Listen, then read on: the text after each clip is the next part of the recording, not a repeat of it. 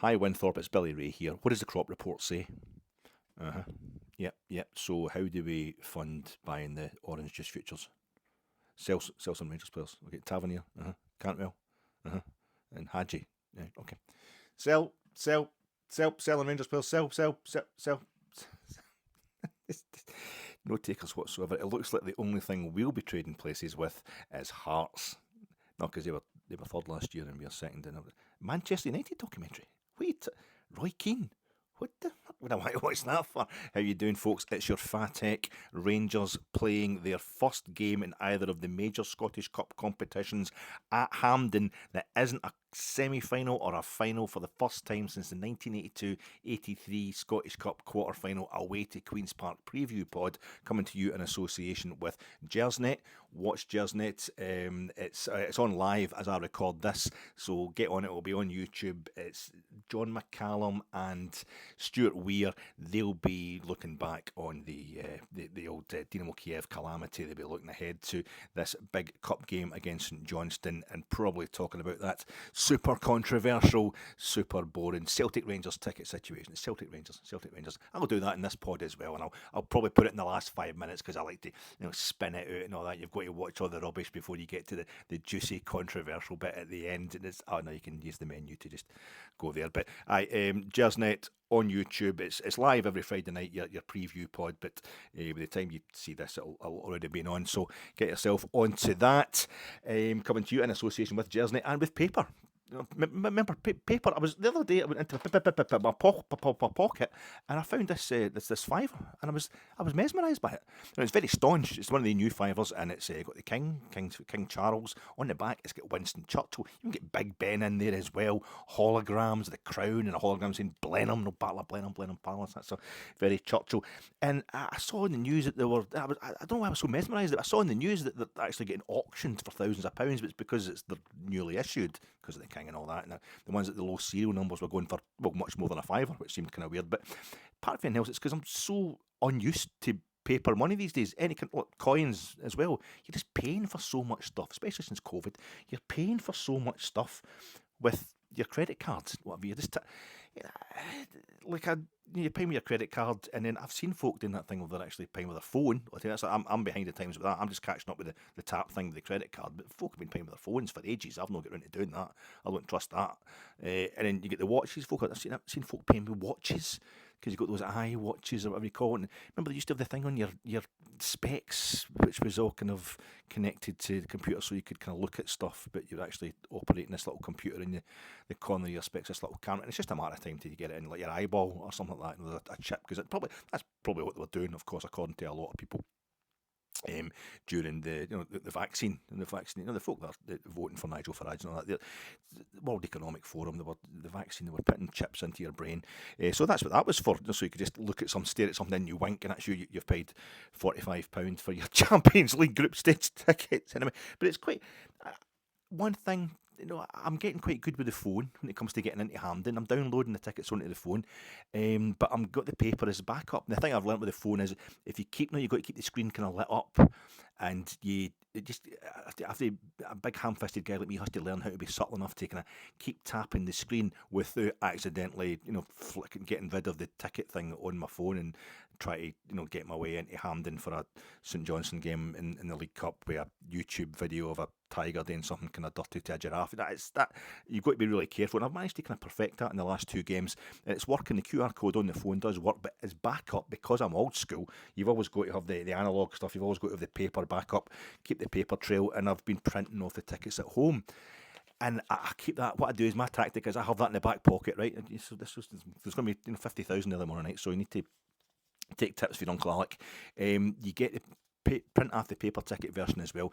Get it in your back pocket though, just as you get to the turnstile. So that if the phone thing doesn't work, you take a wee panic, you don't trust the technology, you can flick out the old paper ticket and you shove the QR codes in to the reader thing, and that'll you bit. But I'm finding being so fat, classic builder's bum thing. When I sit down, the jeans start riding up down my backside, and the pockets, things fall out your back pocket. This isn't a pretty picture I'm building up for you. It's okay. I've got a long coat on.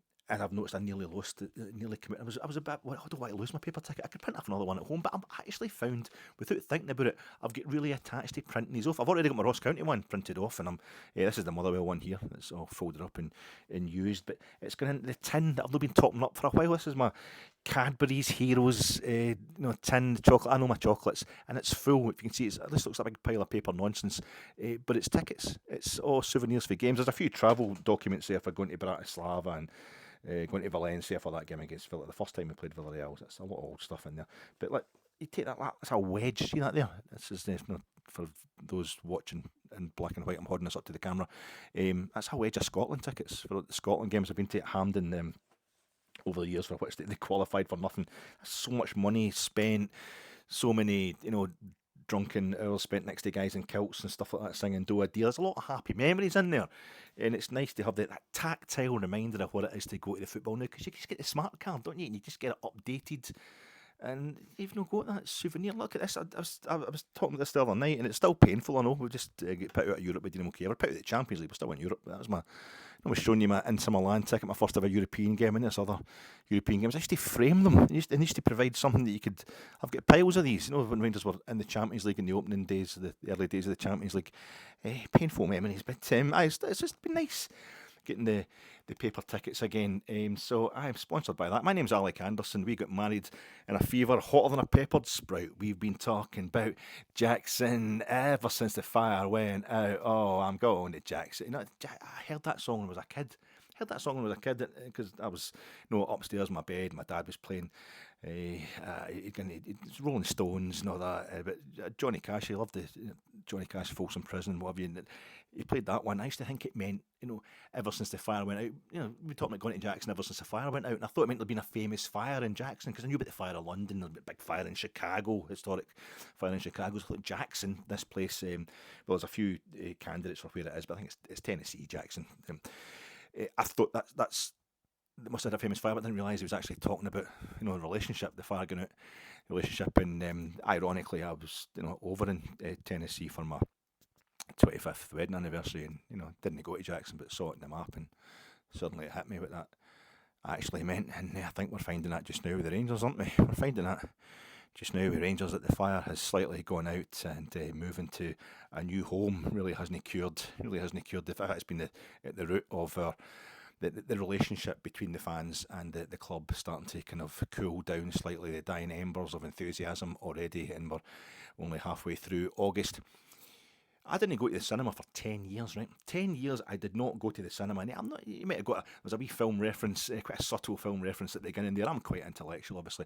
And like Step Brothers, Point Break, these are my favourite kind of films. Yeah, I do like that intellectual stuff. I'm just the usual.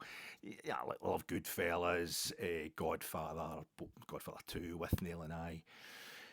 American History X, Raging Bull, love Raging Bull, The Searchers. It's also Martin Scorsese's favourite film, but The Searchers is just a phenomenal film. I absolutely love that. And it's Ang Lee's Sense and Sensibility. It's all macho stuff that I'm into. It's real, so far so uninteresting. But I do like to concentrate. And I've been to, since I went to Muppet Christmas Carol at Christmas there, and after that I went to see Michael Mann's Ferrari, because it's like live football. Sometimes game is live on the telly, like tomorrow night, but I like to be there, So I'd got to a point going to the cinema. It was getting worse and worse for me. I don't know if misophonia is a real thing, or if it's just an excuse for fat crabbit folk like myself, but I really need to concentrate, because I'm not the quickest, I'm not the wisest. So if there's a film on, any kind of film, I just want to concentrate. I don't want anybody talking all the way through it. And you go to the football and you're hoping the place is going to be really noisy, it's going to be a great atmosphere, and it's like a library. And you go to the cinema and you're hoping it's just going to be really, really quiet, and it's like a class reunion. Everybody's yakking away and get sweetie wrappers and munching away and that kind of thing, and it's like it's their night out. We'd go to a pub or go to a cafe if you want to chat. Don't go to the cinema, you know what I mean? So my wife was getting pretty sick of my bad moods when we were just supposed to be going for a night out. But the worst one, the all-time low, was that time I went to see Collateral, because I tried to go and see all the Michael Mann movies. Like, you're playing Real Madrid. It's live on the telly, you get a great view, but you want to be there. If they're playing at Hampden or Ibrox, you'd want to get a ticket to be there. It's the same. Michael Mann films come out. I want to go and see all the Michael Mann films. at the cinema. It's the equivalent of going to see anyway. I support them. There's this boy behind me. I didn't know it was this guy talking away on it. It's obviously to his date, and I kind of turned round and it was a kind of big blonde woman, I thought, it'll be some gangster or something. I better keep my mouth shut. Ended it was a wee boy talking to his mum. And I'd like, just don't get him to shut up. You know what I mean? So I had to go back and watch it again the next day. I had to go and see it during the day when there was nobody else there, and I spent double the money. It's no bad film, Collateral, but the worst one was Thomas Alfredson's Tinker Tailor Soldier Spy. Tinker Tailor Soldier Spy, the Swedish director, he did a version of that back in 2011. It's a great film. It's quite a slow-paced film, quite cerebral, if you like. I've talked about this before, this film. But I was in the UGC, the one in like Renfrew Street, up in the top of the town, the UGC kind of multiplex place, up one of the theatres, and there wasn't a big theatre, big movie theatre, and there was a kind of spoilt teenage lassie sitting with her posh dad in front of me, and she was, when I tell her to take her, I asked her if she could take her feet down because she had her feet up in the seat next to her, but it was right in my eye line. I kept missing characters and stuff like that, and I'm like, this is just distracting. She was totally affronted and all that, and really apologetic and really nice. But then she gets straight back into winding up her dad and trying to push his buttons like teenagers sometimes. And it's like they're just yakking away all through that film. And I'm like, calm down, Alec, calm down. I can feel my wife going, oh, for Christ's sake, here we go again. Mr. Anal Retentive needs it to be really quiet. I'm like, calm down, Alec. It's a great film. Watch it, enjoy it. We're going to cinema. It's another week of a night out. And I don't know what point it was in the film, but there's a guy in the middle of the theatre. He was in like his 40s or something like that, and he just started going, Quo Vadis, to George Smiley, as played by Gary Oldman in the film. Quo Vadis, George, where are you going? What are you doing, George? What are you doing? Where are you going in life? Quo Vadis. I'm like, what the fuck? And stewards had to come in and huckle him out, but it took a while, and I'm like, that is me. I am done. I am never going back to the cinema again. And then we had the whole COVID thing, lockdown, and they're looking for any excuse to get out at all. So it was so bad. You go out and see who you've got to see, and you have nights out and you get bevied and what have you. But then it was like, let's go to the cinema. It was so kind of really grasping life, by the throat again. I said, why don't we just, come on, let's go to the cinema again. We went to Nando's as well. It was at the Quay, just along for La Fiorentina, just along at Redbooks. Went to Quay, went to Nando's. First time I'd ever been to Nando's. First time I'd ever sat down there. I went to one in Birmingham once, and it was like, oh, this is too complicated. I just want my chicken, and I walked out the place. But this was, it might be me. I might be a bit fussy, but we went and had a Nando's. It was absolutely fantastic. And then we went to see, it was the James Bond film, the latest James Bond film. They'll die another day sandwich. You only live thrice. I don't know the title of it. I can't remember it. It was awful. One of the worst films I've ever seen in my life. It is, I think, supposed to be the last one Daniel Craig's going to be. The last James Bond film they made, I think. It was absolutely honking. But halfway through, that's the first time I've been at cinema in 10 years, and of course the film was absolutely garbage. It wasn't like that when I was Tinker Tailor. It was a great film, and it was terrible. I mean, everybody was just having 3-course meals at this point now in cinemas. I'd moved on, since I was last there, but folk are sitting having like hot dogs with chips and everything. It was unreal. But halfway through the film, he's got this actor called David Dencik. David Dencik's a kind of Swedish, Danish actor, kind of bald guy, all the best guys are. So he plays these kind of obsequious characters, and they're not really dangerous physically, but they're kind of manipulative and a bit creepy, gets kind of typecast like that. Well, he's playing an evil doctor or something like that who has made something for the bad guys. He's not really the most threatening guy, but James Bond's kind of like, taking them hostage or arresting them or whatever it is he's doing, and he's telling them, get in this plane. He's like, you've got to get in this plane, and it's one of the boat planes, the kind of surfboards underneath instead of wheels. They're in a wee harbour or something like that. So he's got him in the plane, and the guy doesn't want. And David Dencik's character, Doctor somebody, doesn't want to get on the plane, but it's all kind of steel and metally, one of these kind of private planes, almost like a single seater thing with just a few seats in the back. And I'm thinking, wait a minute, the last time that Tinker Tailor Soldier Spy, David Dencik plays Toby Esterhazy. And when George Smiley's trying to sweat him, saying he was going to send him back to, obsequious because he's escaped from Hungary, escaped from, Warsaw Pact, communist Hungary to Austria, and then they've came in, this Toby Esterhazy story, he ends up working at the circus in London, and then he starts playing politics there as well, and helping get rid of guys and joining wee cliques and stuff like that, because he's just doing anything he can to survive. He's a horrible character. But George Smiley sweats him by threatening to send them back to Hungary, where the communists will just execute them after a bit of torture straight away. And to make the point, to show that he means business, is he lands a plane. He takes him out to a plane, like a private kind of airfield, and he lands a plane that's going to take him back to Hungary. and it's a kind of single-seater private wee plane, and it's all metal, steel kind of finish, exactly the same as the one. I mean, it's not in the water, but other than that, it's exactly the same. It's a 1960s job, even though Tinker Tailor, that one's set in the 70s. It's the same as the one, and it's the same actor, and he starts crying. Not Toby Esther, it's a great bit of acting. He's a great actor, David Denchik. But it's like, the two films, I haven't been to cinema for 10 years, and both the films I've been to, either side of that 10 years, have featured David Denchik getting told to get into a wee silvery metally plane that he doesn't want to get into. I thought that was amazing coincidence. I thought that was amazing. Until I remembered that just that very year, Sean Rooney of St Johnstone had scored the only goal of the Scottish Cup final in front of nobody for St Johnstone at Hampden. And he scored the only goal of the Scottish League Cup final in front of nobody for St Johnstone at Hampden. And he'd done it in the 32nd minute in both games. Both with headers, both into the goal at the East Stand at the old traditional Celtic end at Hampden.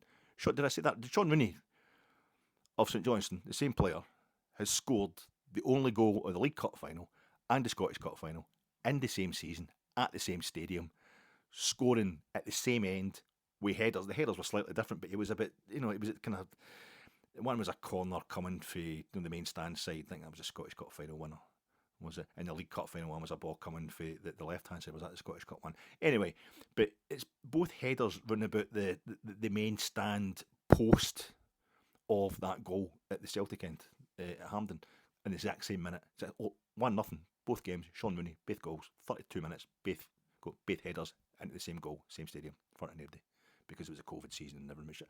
That has got to be one of the most amazing coincidences in the entirety of the world. Never mind football, never mind, and yet St Johnstone back at Hampden tomorrow night is the most unappealing fixture I can really think of. What is the problem? What is the problem with St Johnstone? Is it familiarity breeds contempt? Because I've been thinking about it the past couple of days. The amount of times we've played, like this is just off the top of my head, without having to look anything up. The amount of times we have played St Johnstone in the League Cup, never mind the Scottish Cup as well. It's in the last 25 years or so. If I even go back to 1988-89 season, I mean the day of the Hillsborough disaster, FA Cup semi-final in Sheffield, I'm at Parkhead with part of a bigger crowd, I think, at Parkhead than was at Hillsborough, watching the Scottish Cup semi-final, Rangers against St Johnstone. It ends 0-0, and we go back to when we go back for the replay, and then the Wednesday night or the Tuesday night, football has changed forever. But that was St Johnstone. And then we beat them in the League Cup final, the first stage of Dick Advocaat's treble and his debut season. That's 1998-1999. That's 10 years later, 10 seasons later, we beat them at Parkhead in the League Cup final. That was only St Johnstone's second ever major cup final, because they lost the 1969-70 League Cup final to Celtic at Parkhead. But the following season, 1970-71 season, they beat Rangers at Ibrox in the second last game of the season, the league season, to ensure they finished above us. They finished third in the league behind Aberdeen and Celtic. We finished fourth as a result of that win, probably. So they're not a bad team, and yet they'd never... The closest you'll get to admiring another team in Scotland, if you are a kind of lifelong supporter of one club, is if you hate them.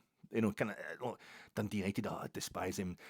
Aberdeen, I fucking hate him. Hibs, I can't stand. It's because it's not Celtic. It's because they won the European Cup and all that. Aberdeen won the Cup Winners' Cup, and Hibs, the Harry Swan years and stuff like that. There's glamour to all these teams that you're never going to admit to.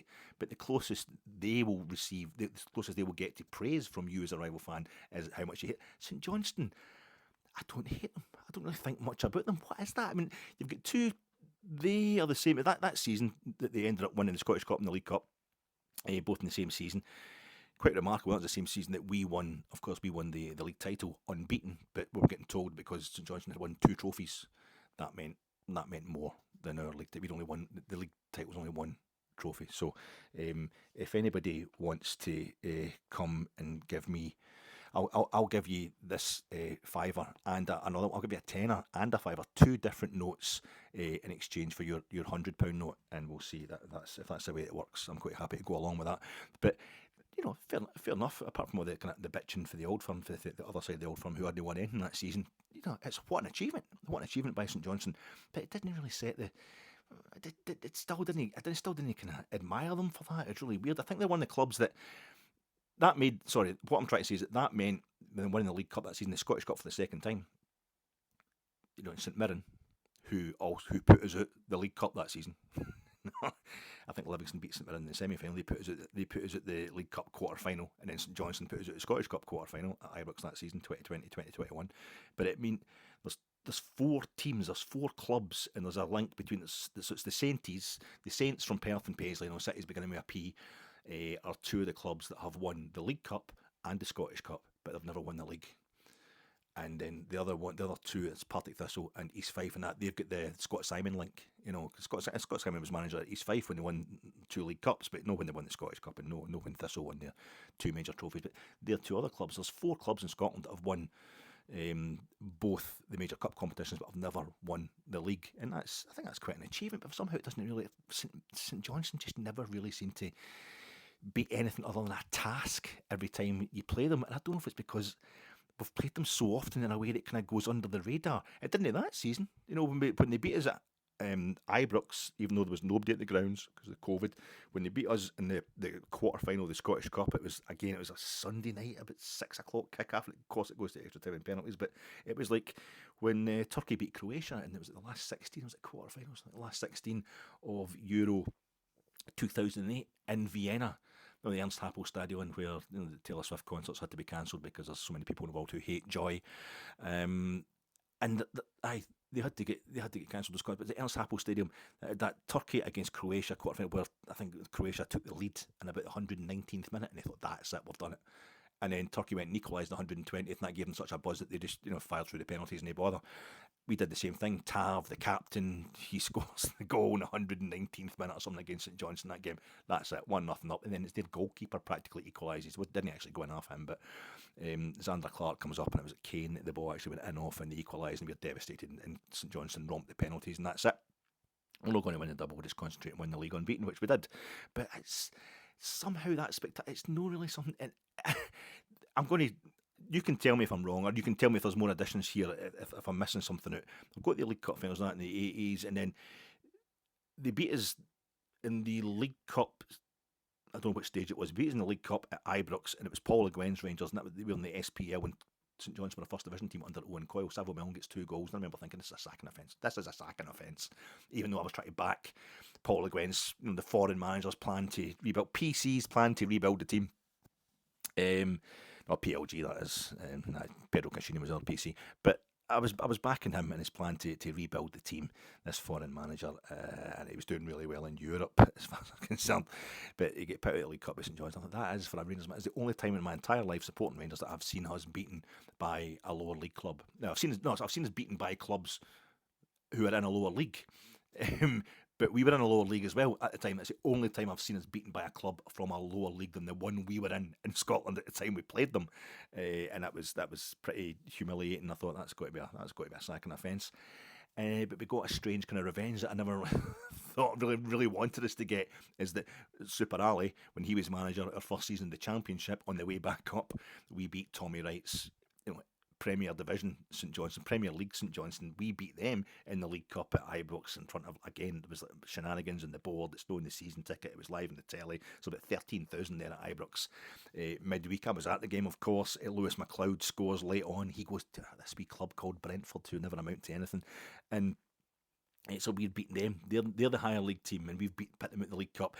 The following season, Mark Warburton's in to get us in his scoosh in the Championship. Tommy Wright and Johnstone come back, and they beat us in the League Cup at Ibrox 3-1. Michael O'Halloran, absolutely fantastic. What a player he is. We're going to buy him. Michael O'Halloran, who, I'm still doing it, but we could never call him Mick or Mickey, because we didn't like the connotation. We didn't want to sound like we were being a bit sectarians, but we ended up sounding like a Galway Irish grandmother or something by using his full name. Kind of, Michael O'Halloran, you get yourself out in that wing and you run after well, Michael O'Halloran, you get in here and get your hair washed before you go to mass and stuff like that. And that'll be John Daly playing for us a bit before that. That's stuff we need to get out of this old firm pish. It's all very everybody's the same. But that was kind of, Michael O'Halloran was a terrible signing, but they put us at League Cup. And then was it the following season that we were back in the top flight? Tommy Wright again, St Johnstone manager, but we had Graham Murty in charge by that point because things had gone south. They beat us in the league. at Ibrox December. It was a horrible, dank Saturday. I remember that. They beat us 3-1 in the league for the first time since that game back in 1971. And this was St Johnstone, who never really... I mean, we get a slagging for not having their own place. They've not played at Muirton for decades. You know, everybody has different grounds, different home grounds. It was really kind of confusing in this St Johnstone. I couldn't really hate them or anything like that.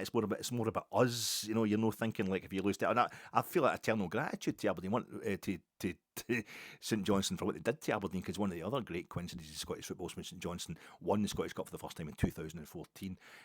Was it Stevie May? They did. Was it May the 14th? I don't know what his number was. Was it May 18? Was that the date of the Scottish Cup final, or was it 14 because of the year? I can't remember. It was the year of the Scottish Cup final. But although we'd lost to Dundee United on the Saturday in the Scottish Cup semi-final at Ibrox, you know, so it's been used as a neutral venue, so we're quite right to use Hampden as a... I mean, it's give and take. The following day, with Rangers being in the lower leagues still, we still managed to extend Aberdeen's, record of not winning at Ibrox. The silence of the Lambs. Stevie May scored 2 goals against them to put them out the Scottish Cup semi-final. So that even when they weren't playing us, they still couldn't win at Ibrox. That was quite good. I enjoyed that one. And St Johnstone went on to win their first ever Scottish Cup. Dundee had won the league at Muirton Park against St Johnstone, and their St Johnstone's first ever major trophy was winning the Scottish Cup final against Dundee United at Parkhead. Remember, Dundee United, their first 3 major trophies, a league title, 2 league cups, had all been won at Dens Park. So it's this kind of incestuous thing almost with the biggest Tayside clubs all winning at each other's play. They're against each other in their first kind of moments of glory. No Dundee, obviously, but it's still the first moment, the only time Dundee ever won the league title anyway, although they won the League Cup in the 50s and won the Scottish Cup before that. But so it's a kind of interesting thing with Dundee, but I can't really get excited about St Johnstone. I know if it's because I've never been league champions or whatever. But we played them in the League Cup semi-final under Walter's second coming, 2009, 2010. It was in the snow at Hampden. We were wearing white, so that's probably us cheating. They were wearing this kind of maroon. It's a kind of claret colour kit. I saw them last week against Kilmarnock in the highlights and sports scene. It looks almost like a Trabzon sport strip that they've got on, because the white stripes with the claret, but it's not. It's blue stripes. If you're Trabzon sport, easy for you to say.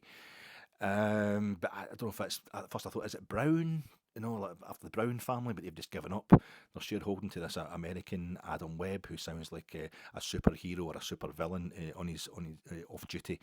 They're probably going to have all kind of fancy tractors and combine harvesters now. The American brand stuff with the KFC, McDonald's, Burger King. I don't really know what I'm talking about here. It's just the fact that St Johnstone are really boring. And I don't, and they could cause us so much pain, but we beat them that game. They were wearing that kind of clarity brown colour, away colour, they were wearing that night at Hampden when we beat them in 2010. There was a very small crowd at that game as well, maybe because of the snow.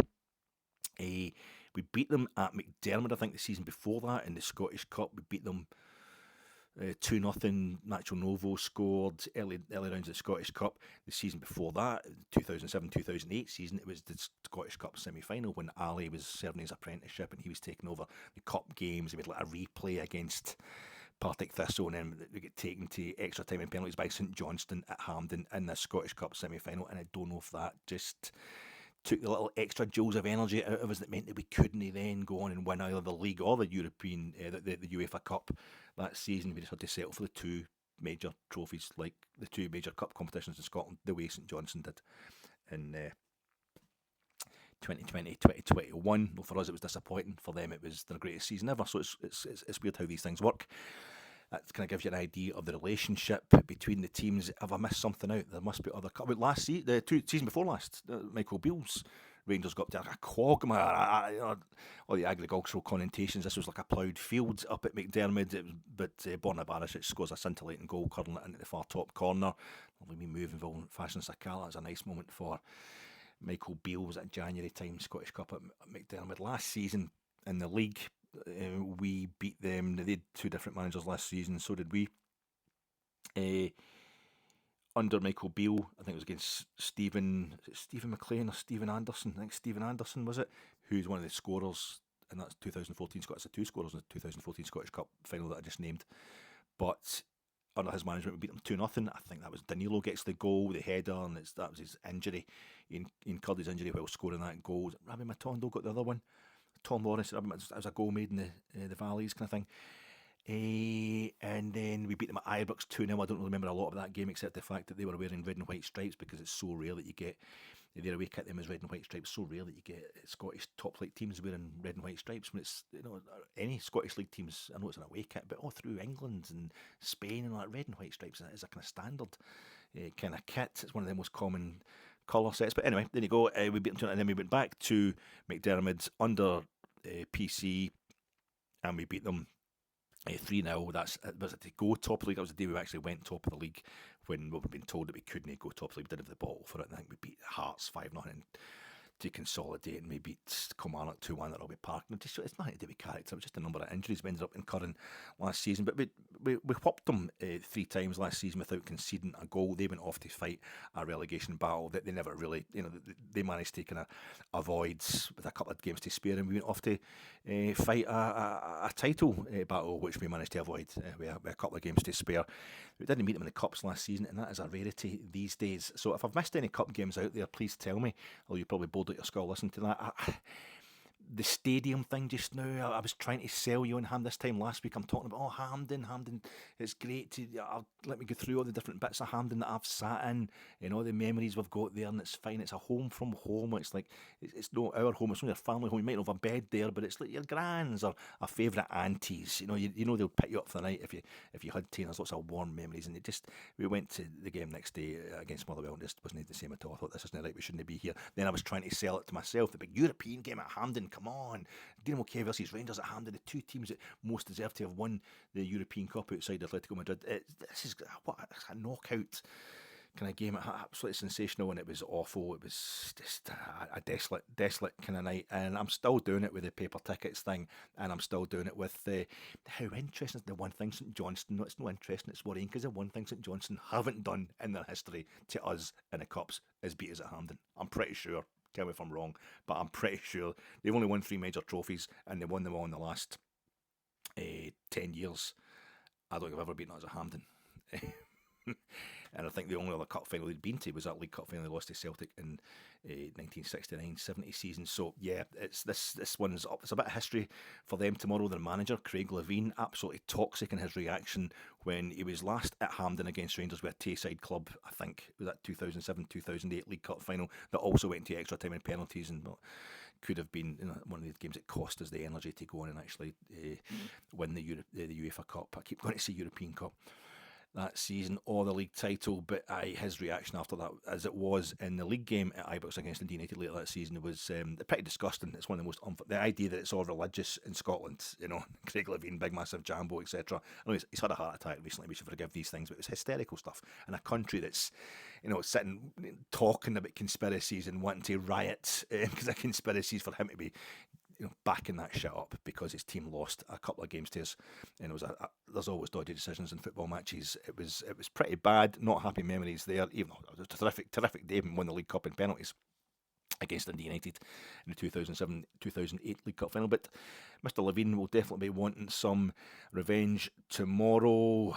I'm trying to think what there is to tell you. I've been bigging up the teams playing away from their home stadium, teams playing at home at another venue other than their usual one. I got the thing through the day, the algorithms definitely work for YouTube. It's about the 15th time, I get about 15 times a month, I get sent a link to footage of the 1982 World Cup, Spain 82 World Cup game between Italy and Brazil in Sarria, Espanyol's ground. This is the great thing about it. That group, the Soviet Union and Poland were in that. 2 countries at a time behind the Iron Curtain. The supporters couldn't travel. They played at the new camp, which held 120,000. Whereas Brazil and Italy, who everybody wants to see, never mind half of Brazil and Italy being in Spain, they played at Sarria. Really small, compact stadium, but it adds to the iconic nature of the footage of that amazing game. And Sarria, that's where Rangers trained before the 1972 European Cup Winners' Cup final. I'm pretty sure that's where we trained. Espanyol's old ground, it's away now, it's housing now. They get rid of it, but that World Cup, I fell in love with that. I was gutted when Italy beat them in that World Cup, and I fell in love with that Brazil team, as all guys of my age did in their very first game. It was in the same group as Scotland, where they beat the Soviet Union 2-1 in the Ramon Sanchez Pizjuan in Sevilla. In Seville, 2 late goals. Eder Socrates, look up, it's absolutely sensational. We needed them to win anyway, but it was you didn't see football like that in those days. You didn't get coverage of foreign games. It was football from a different planet, super sexy stuff. You're just like kind of 12, 13 as I was at the time. It was mind bending. So everybody fell in love with that Brazil team, and they scored those 2 goals, and the Ramon Sanchez Pizjuan, and then they get beat at Espanyol. The only time I've seen a lot of time for Espanyol. They've only reached 2 European finals, lost them both. In the second one they lost at Hampden, and I saw them. It was the first time I'd seen a UEFA Cup final in 2007. They played Sevilla at Hampden. It went to penalties. Hampden hosted European finals, including Eintracht Frankfurt's most famous European final against Real Madrid in 1960. And I didn't know that the following season I was going to get to see Rangers in their first European final. I was got my second straight UEFA Cup final, but it was Rangers' first European final since 1972, since we were training at Espanyol's ground before we played Barcelona in the Nou Camp. And then the next time we get to a European final after that, it's lost on penalties to Eintracht Frankfurt at the Ramon Sanchez Pizjuan in Sevilla, and the goal that Eder and Socrates scored in that game into the same end. The penalties were taken in that 2022 Europa League final. I don't know what that's got to do with stadiums. Espanyol were moving ground. They were in the Lasaria, and then they went to the Montjuic, the Olympic Stadium at Montjuic in Barcelona, until they built Cornellà El Prat Stadium. They've got their own stadium now as well. So then they've just got a problem with them. I think they've got to be more kind of Latin American, and we're thinking more Latin, more European, or more Latin American, or Iberian, or whatever. I'm talking about the Ernst Happel there, the Taylor Swift concerts were all cancelled because there's people in the world who hate joy. We can't let them win.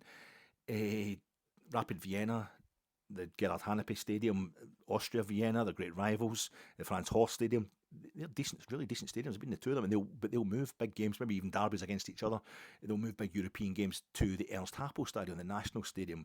We were supposed to be playing RB Salzburg in the next round of the Champions League. We'll be playing them next week, but we didn't get through.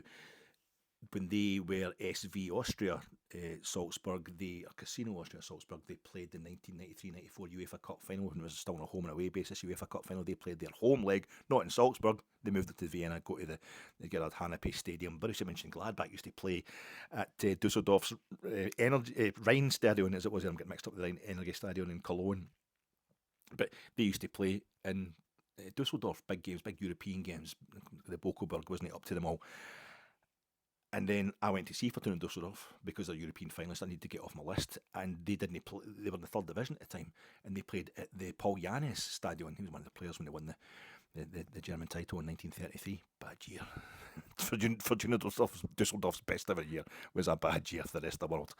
But they play at the Paul Jannes Stadion, which is like just 3 sides of terrace and holds about 10,000 and a basic main stand. This massive coliseum in another part of the city, but it worked better for the crowd. It was a great game. It was a great atmosphere. Just like Ajax for decades played at Dermeer, a small 18,000, 20,000 capacity stadium with terrace and 3 sides, basic main stand, and they would play their big games at the Olympic Stadium in Amsterdam before they built the arena. They played the big European games there. What else? We got Peñarol from Uruguay.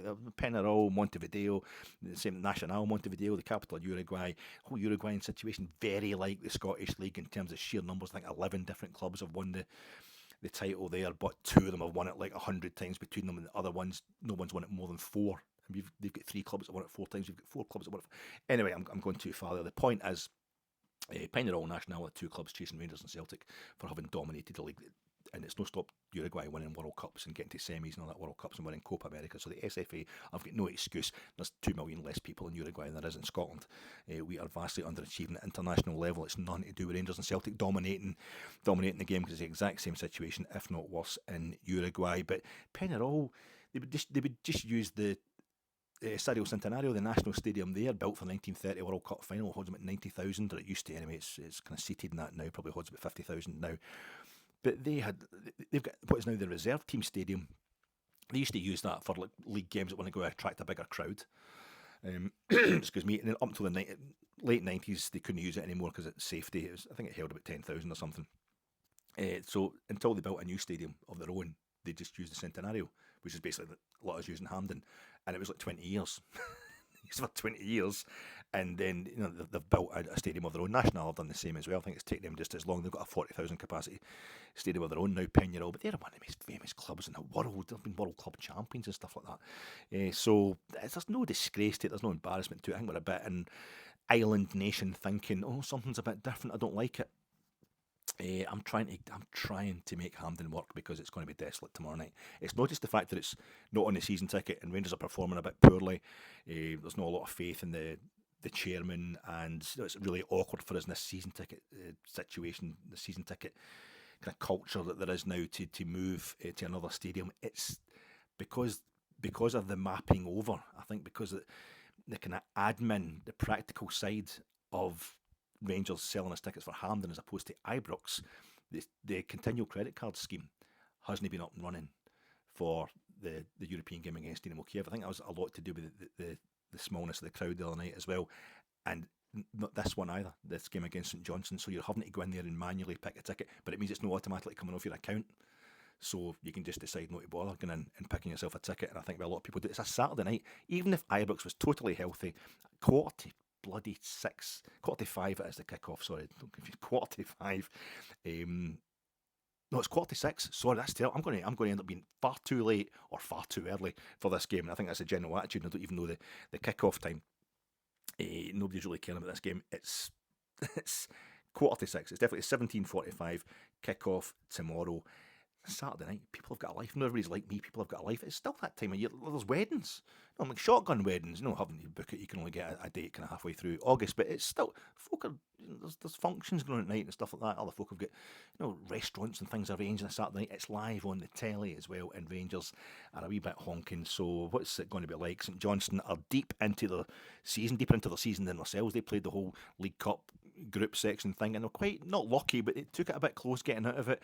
Was it Brecon City, Morton, East Fife perhaps, and it was Alloa. I think they beat all them, but it was Alloa in League One. They beat them 3-2 at Recreation Park, so that was a bit tight for them, but they got through in the end. This is their first League Cup game of the season. In the league, they lost at home to Aberdeen. They cannot get a home win under Craig Levein, who came in kind of halfway through the season last season to save them from relegation. They cannot get a win at home, and that proved to be the case. The first game of the season, it was a Monday night game, they lost at home to Aberdeen, but the crowd was saying goodbye to Jeff Brown, or is it Jeff Brown? The guy Brown, the Brown family that have been bankrolling them for years, to hand over to the Americans and the new American owners. But they won 3-0 last week at Kilmarnock, and Kilmarnock just come off the back of a big European game on the Thursday night, something Kilmarnock aren't particularly used to, not really built for. So, but nevertheless, St Johnstone were 1-0 up after like 5 minutes. Then Kelly got a guy sent off after about a quarter of an hour. St Johnstone got another goal, 2-0 up. I think Kilmarnock pounded them after that, but then St Johnstone scored again in the second half. First two goals were from Adama Sidibe. He's from the Gambia.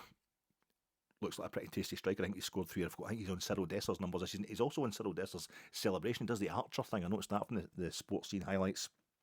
So he's scored his first goal in particular was a cracker. It was very well guided. They're using the long ball into the box, and they're crosses from the wings, and they can mix it up. They can go agricultural, puns intended, but they can also play a bit of football on the deck. Can St Johnstone? They were wearing that Trabzonspor type kit. It was quite confusing.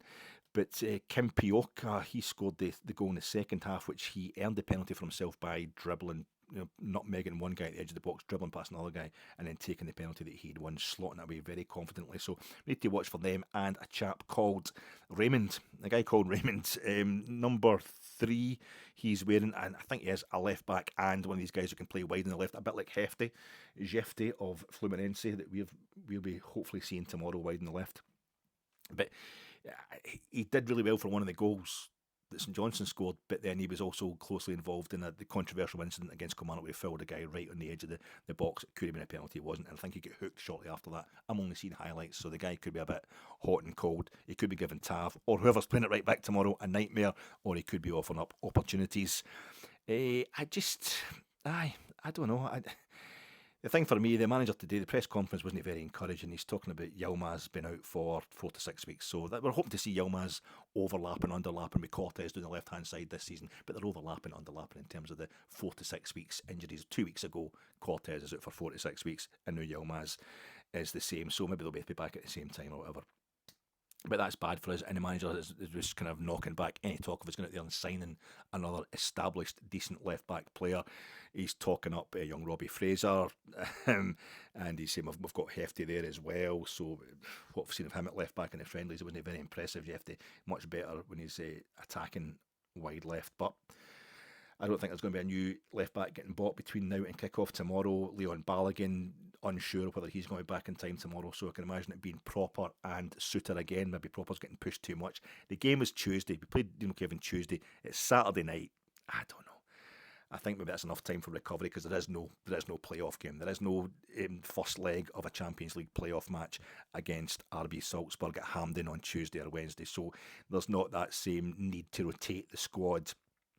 They'll get the whole week off next week, hopefully, because Czerny, and I understand why Czerny didn't play why he didn't start the game, even though it frustrated me because we want to get the tempo going. We've seen enough problems with injuries to know that if the manager doesn't want to go with these guys, as far as I'm concerned, if he doesn't want to start somebody, if he's holding them back, he's doing it for the best of reasons, because the squad's just getting decimated by injuries already this season as well as last season. So hopefully Czerny's back starting tomorrow. On that right-hand side, I'd take Hefty on the left-hand side. Scott Wright is also injured. I know a lot of people won't be bothered about that, but squad depth is a bit shallow just now, so we can't really afford to be losing anybody, no matter how small their contribution has been so far. And it gets about, Scott Wright. Yeah, my main ambition is always it's a preview pod. So what do you want? Well, obviously we want a team to win. That's the thing you always want. You want to win, and let's win well. But what you're really asking is what you're expecting in the context. Now we need to win. This is our League Cup. Took us over a decade to get the thing back. 13 years to get the League Cup back. The trophy we used to win all the flipping time. The trophy, look at that pennant behind me. We won it twice in 1 year. I was at 2 League Cup finals last year, but we only won one of them. In 2023, that thing when it flips from being a winter final to an early spring final. So we've won it. It's Clermont's only trophy to date, and it's 3 handles. I hang on to 2 of them, but it keeps one sticking out there that St Johnstone will be trying to pull off us, because the one thing we should know about St Johnstone is they're now a club that's used to winning trophies. They're now a club that's used to beating somebody they shouldn't be beaten, according to the bookies. So this would be a time for them to strike, because we are at a low ebb, I would say. But no, we need to go out there and just, apart from anything else, not just win the game. Stop being so kind of tepid, so kind of Vanillareal, Aston Vanilla, whatever. It's the manager is talking about wanting to be there to develop the squad, and he's quite right. To set a template, but it looks sometimes like we're just playing to the template that is set up for when the manager gets the players that he wants, which by the looks of things is now going to be like a year, rather than sometimes you suspect, are we maybe just could we do better in this game at hand if we picked a different formation to suit the players that are actually available? I'm getting that impression along those lines just now. I don't think so. I don't think it's 4-2-3-1 and it will build up. You're building up. He's so obsessed with automatisms, he mentions it all the time, and he's quite right. The players have got to get to know each other. I suppose if you kind of get the same players, you might as well have the same system, because of constant injuries. You might as well have the system they can slot into when they do come back from injury. You can train them all up the same way to be doing the same stuff. But the main thing is to win, to get it won. But we need a performance as well. We need a performance to maintain our unbeaten start to the domestic season. I mean, but get ourselves a win in another competition, get into that quarter final where inevitably we're going to draw Celtic in the quarter final. It'll be at Hampden, and we can then revive this pathetic gallery pleasing row about tickets at Celtic Rangers games. I mean, the manager today gets asked about it. He says, "No, I'm not interested. It's no my department. It's a pure sin that teams get it. All the supporters kind of get into the stadium for an Old Firm game, blah, blah, blah." I remember going to Old Firm games where, even the league games, it was practically half the crowd. The crowd was half and half. Celtic fans used to get the whole Broomlin, bits of the West Enclosure, they would get bits of the main stand, and they'd get a wee bit of the Govan as well. And when we went to Parkhead in those days, which was mostly terrace, and we got the whole Rangers end, it was quite sizable. We got a wee bit of their main stand. I remember my aunt and uncle telling me when I was a kid, when I first started going to Parkhead games, when we were playing them, we used to get a bit of jungle as well. And I saw that there's footage doing the rounds for our Rangers trip to Parkhead in I think it's late 60s. We win 4-2, and we've got half the main stand, and you can see we've got like a quarter to a third of the jungle as well as the entire Rangers end. So it's been getting pinned back further and further for decades, and it's just got to the point where no one's getting in there. But it's two different aspects to this. I think I don't enjoy the Old Firm atmosphere. It's great when you beat them, but it's because they're the other biggest team in Scotland, and 9 times out of 10, certainly the last 30 odd years, it's been Celtic have been the team we need to beat to make sure we're going to win the league. So I enjoy it from the footballing point of view, but the religious, the hate-filled aspect, there's some of the stuff, even but lots of lovely Celtic fans get in touch that we're going to do an away section on this podcast. I mean, lots of NS guys get in touch, and it always helps. I think if Rangers getting beat, everybody can be sympathetic and chat away to me. I would love to see that change. I'd love to see that getting tested on the 1st of September, but I'm not confident at this point in time. But there's a lot of people go to the Old Firm games on both sides that enjoy the hate, and anybody who enjoys hate there's something wrong with them. It's something else in their life. It's not, they're just channeling it through the Old Firm. As I've always said, I have this pet theory that Scotland just loves football. There's so many things wrong in Scotland: alcohol, drug abuse, blah blah blah, poverty. It's been there for centuries. That we need something to to cling on to, a tribe to feel a part of, a community to feel a part of, to kind of sustain us in life. And I think the easiest way, Scotland's a football mad country, as evidenced by the record crowds, even for Scotland games. It's setting European crowd records for Scotland games in this country. So club football, it just comes down to what's the easiest way to split into two. It's the Old Firm, because that way you're always been a loyal fan. If I've always been Protestant, therefore I've always really been a Rangers fan. So you can't be a glory hunter if you just join in late. Same Celtic supporters. I've always been Catholic, therefore I must be a Celtic fan. I find it's just the easiest way for Scottish people to have a way out of Scotland in their head, really.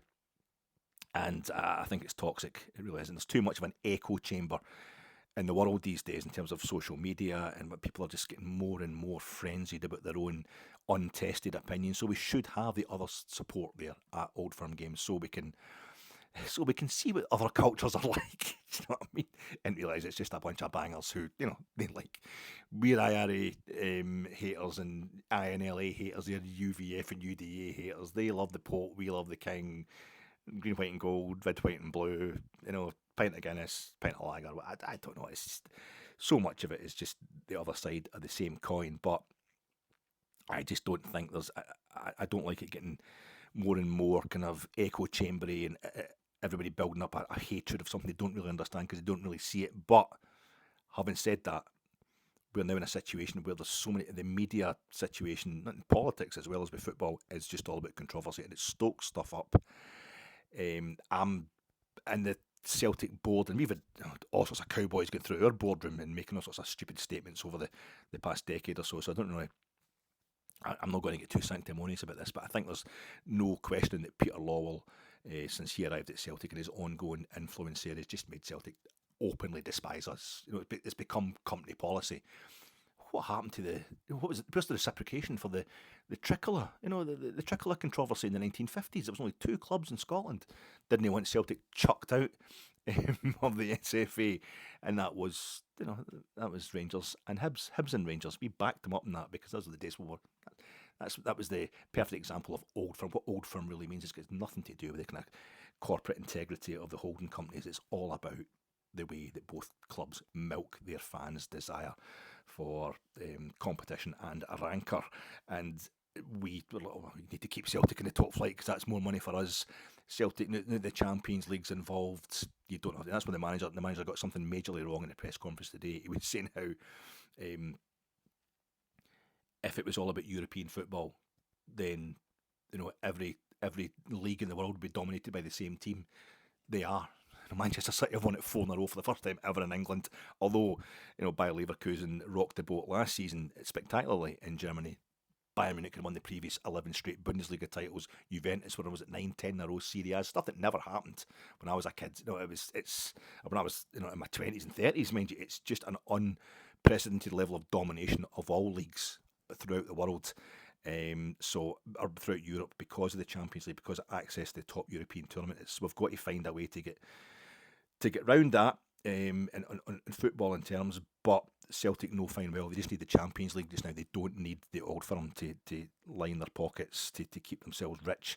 So they're quite happy to play up to this thing. We don't say the word Old Firm while also licensing the phrase. They don't even use our name, talking about the opposition and stuff like that. And we've done the same kind of petty shit as well, making them walk through a cardboard arch saying Old Firm on it before a derby at Ibrox. And it's just, I'm embarrassed by all that stuff, but I think a club who are trying to behave morally would take the high ground and say, our section is ready for away supporters, have it. You know what I mean? You can, and we'll worry about what's going to happen at your place afterwards. If Celtic let us take 3,000 fans to Parkhead and then we couldn't give access to their fans at Ibrox or Hampden, wherever we play the next Old Firm game, what a moral victory that is for them, But I think with continuing talk of, Celtic fans not being safe at Ibrox works in a lot of really sinister ways towards their support. That's playing to some really, really low attitudes amongst the more bitter of Celtic supporters. And every supporter has bitter supporters, don't worry about it. I'm not trying to get too sanctimonious as I say. I think that's a disgusting thing to be saying. And Brendan Rodgers, surprise, I don't like his attitude. I think he was very much playing at the galleries today, and our manager didn't really care about it.